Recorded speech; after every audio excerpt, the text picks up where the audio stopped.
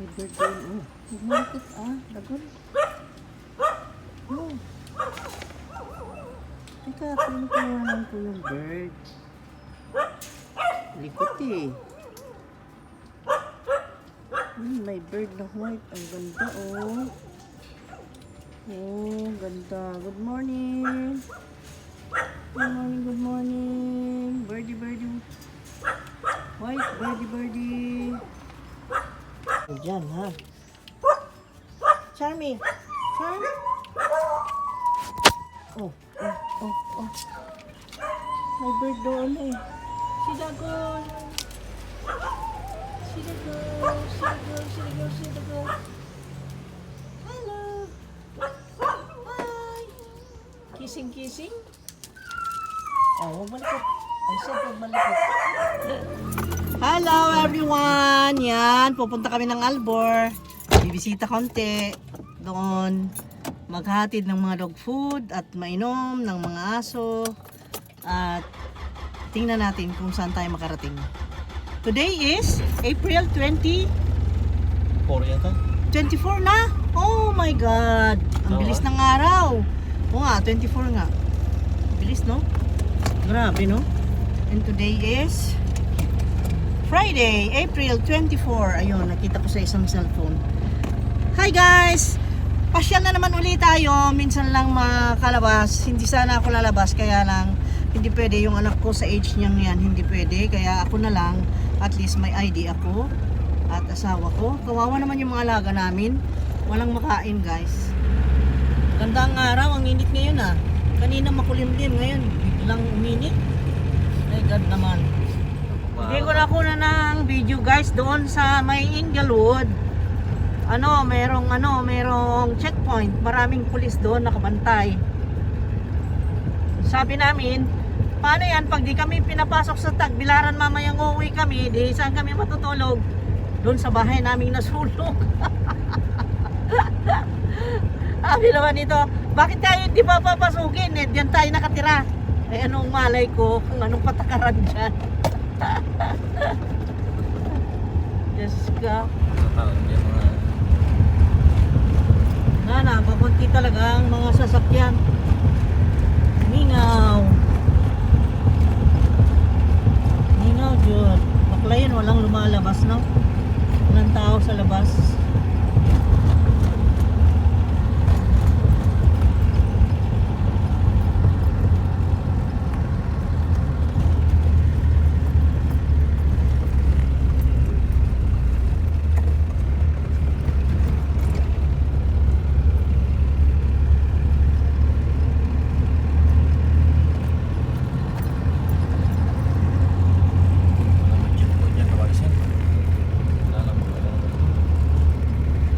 Checkpoint yata dito.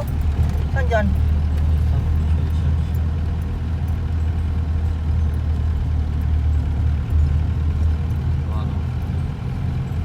Yan.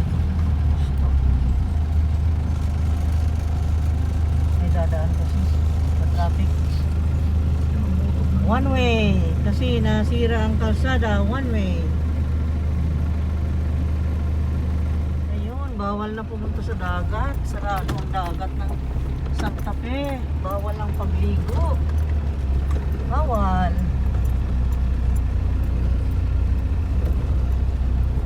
Dito na tayo. Dito na tayo sa palasyo namin.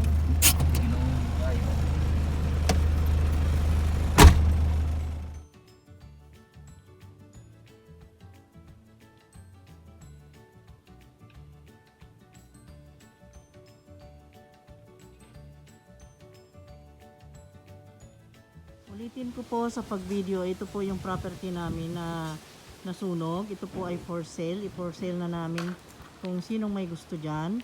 Ito, ang area nito is about 2,000 square meters or 1,500 kasi hindi na-define yung nandoon na natambakan guys eh. Kaya, ayan, complete papers naman po pero hindi lang titled, ano lang siya. Ano nang tawag doon? Ayan, at hanggang doon sa kabilang bakod. Ayan, yan yung kalsadang papuntang dagat. Itong bahay, okay pa naman ito. Matibay na matibay po yung pundasyon. Okay yung mga haligi. Okay po lahat. Yun lang nasunog. Ayan oh. Okay pa ito. Ma-repair lang konti. Pwede na namang tirahan eh. Kaya lang, yun nga, hindi na namin ni-repair namin yung taas. Tapos tinigil namin. Ayan, maluwag ang lote. May garahe dito. Yun, swimming pool doon. At itong taas niyan ay ni-repair namin una yan noon. Nakagastos din kami ng almost 500,000 yan dahil ipaparepair na sana namin. Kaso mo nga lang eh, tinigil namin dahil nga nagkaroon ng aberya dahil ayoko yung pabalik-balik kami dito noon eh. Masakit pa sa alaala at masakit pa sa dibdib yung mga nangyari. Kaya tinigil ko dahil yung asawa ko ay hindi maganda sa kanyang makita lagi noon. Kaya tinigil namin. Ang nag-decide ako na yung property na lang namin sa Tagbilaran ang itinuloy. Tapos yun na nga, naituloy naman namang awa ng Diyos. At may tinitirhan kami ngayon. Yun nga lang, di pa rin tapos din yun. Pero ito po ay nag-decide na kami, ibebenta na ito. Maluag po. Ganyan po ito. Hanggang dun sa kabila.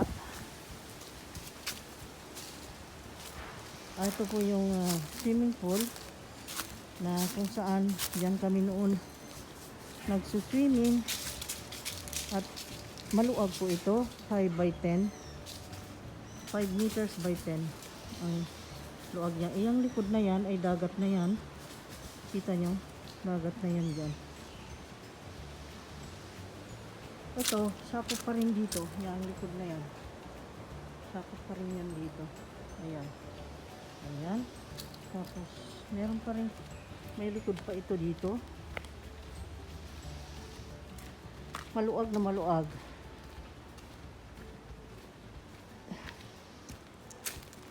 Nasa 2,000 square meters ito. Higit. Ayan, maluag pa dyan sa likod. Tapos ito yung kung saan mag-shower at magpalit ng damit ang mga mag-swimming dito noon. Tapos ito, ganyan, maluag dyan. At ikaw naman, Justin, where are you? Justin. Yan. Maluwag po ito. Dito kami lagi nagsisim. May jacuzzi pa ako noon. Kaya payat ako noon. Laging swimming ng swimming. Yan ang ginagawa namin lagi dito noon. Kaya lungkot isipin pero okay na rin. Okay na. Nag-decide na kami na ibenta ito. Ayan. Kung sinong may gusto, binebenta po namin ng 10M ito. May guyabano ako doon. Ewan ko kung nabuhay ba. Dalawa yun. Tapos itong mga nyug, namunga na. Champagne. Maraming tanim dyan na ganyan. Siberian na yung plants. Ang dami. Dumami ng gusto. At meron din nyug dito. Ayan. Ganyan po. So, kung sino pong gusto, bilhin nyo na po ito. Binebenta namin ng 10M lang po, 10M. At yung building niya ay okay pa. Okay pa talaga. Kasi hindi ko na maiwasan na maalala yung masasamang nangyari sa amin dito. Kaya sabi ko, ayoko na. Nag-decide na kami, ibenta na namin. So, prinesyuhan na namin. Doon sa nag-comment na bakit hindi ko sinasabi ang presyo. Ngayon, 10M po yan, 10M. Bilhin mo na po. Okay? Okay na, okay na. Ayun ang mga ano dyan. Doon sa may Baklayan, sa may Inglewood. Hindi dyan o yung meron dyan. Dyan kami ni-stop ni Marco, papunta kami. Kaya? Pabalik kami. Dito kami na yung pulis doon. Pabalik kayong Tagbilaran? Oo. Nung papunta pa lang, yun ang kami na nung pabalik na kami papunta doon ba? Sinita kami ng mupong na ano, dyan na yung maliit ito. Wala ngayon. Yan sa may Baklayan ng may ano ngayon, checkpoint.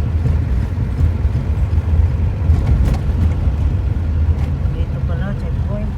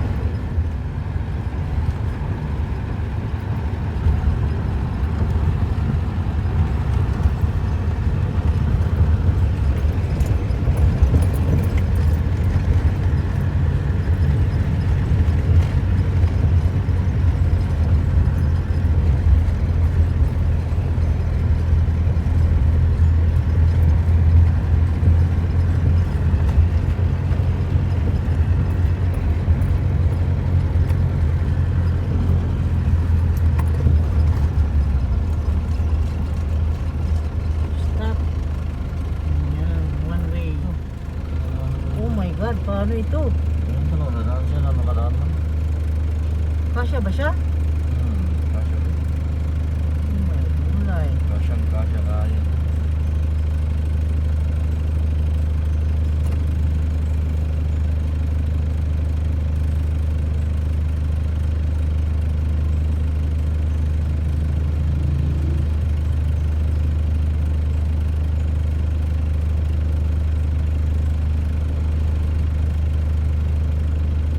Yan, go na.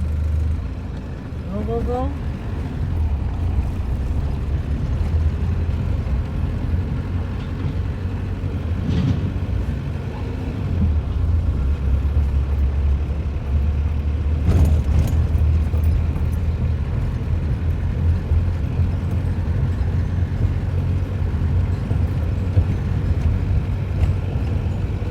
Yang maglinis tong silong nila. Mura di ako man. Hmm. Sayang lang.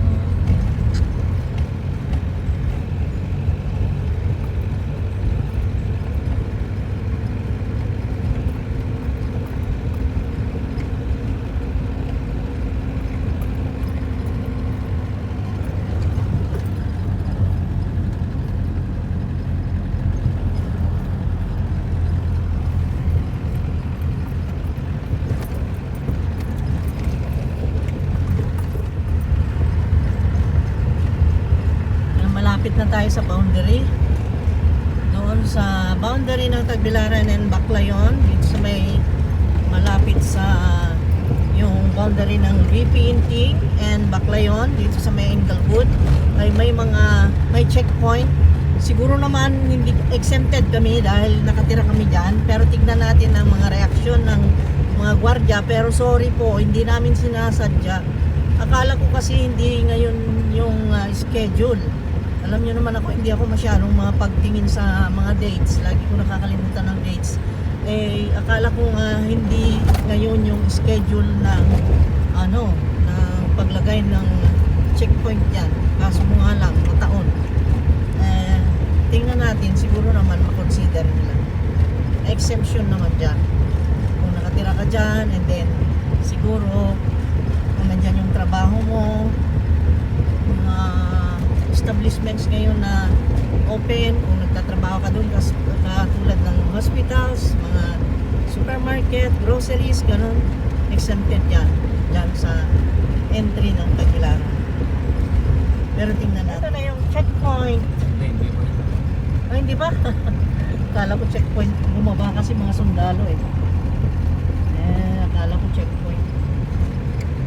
Doon pala sa unahan.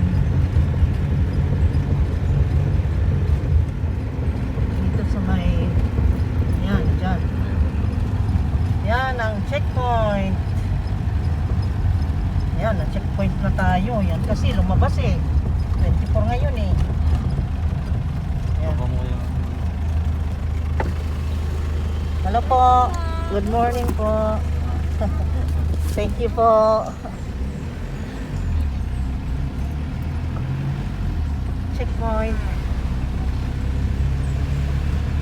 Dami nila nakabantay Ang galing. I love it. Para safe kami dito sa Bohol, ginagawa na nila yung kanilang tungkulin, nabantayan kami dito sa Tagbilaran. Thank you po mga frontliners. Sorry, sana man lang nagbigay tayo ng something dun sa mga frontliners na yun. Kawawa naman sila. Hindi ko kasi akalain na merong frontliners dyan na nagbantay ngayon sa checkpoint. Di bale, mamaya bigyan natin ng merienda, kaya mamaya paghanda natin sila.